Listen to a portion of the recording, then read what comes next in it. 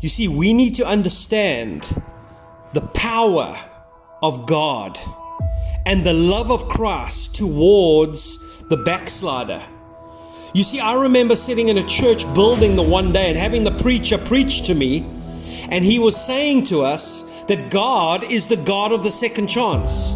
And one thing that I've realized is that God is not the God of the second chance. He's the God of the third chance. He's the God of the fourth chance. He's the God of the fifth chance. He's the God of the 21st chance. He's the God of the 342nd chance. God is a God of more than second chances. You see, we've got to get this. We've got to understand how merciful and how great our God is. You see, we have a situation in the Bible where Peter literally kicked himself out the ministry. You know, we know the story very well, where Peter put his foot in his mouth for the 72nd time. Peter, at the Last Supper, is sitting with Jesus and sitting with the rest of the disciples, and then Jesus turns to Peter and says, "You're going to deny me 3 times. Peter says, "Jesus, you don't understand.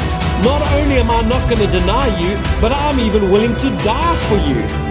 And you can just imagine Jesus' frustration. You can just imagine the grimace on his face. And he probably smiled and he said, "Peter, by the end of tonight, before the cock crows, you are going to deny me 3 times. And we all know the story, that by the time the cock crowed, Peter had denied Jesus 3 times. There's no talk, there's no mention about Peter after that night. Peter wasn't at the cross with John and Mary.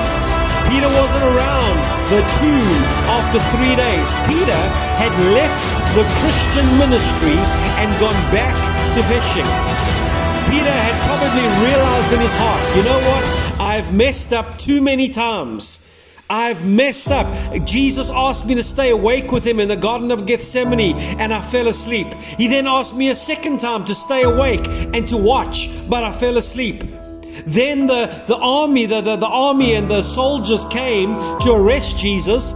I got too excited and I cut off one of the soldiers' ears. Jesus had to heal Malchus's ear and tell me that those who live by the sword will die by the sword.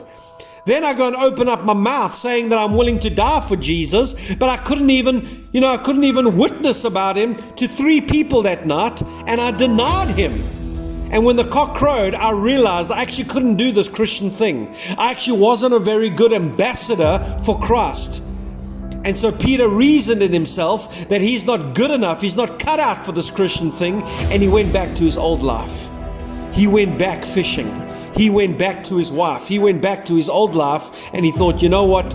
Jesus and the rest of the disciples better carry on. I'm not a good fit for this thing. But the Bible tells us that when Mary went down to the tomb on the 3rd morning, the Bible tells us that there was an angel inside the tomb. The stone had been rolled away. The angel was sitting there, and the angel said to Mary and to the other ladies, he said, "Listen, Jesus is alive."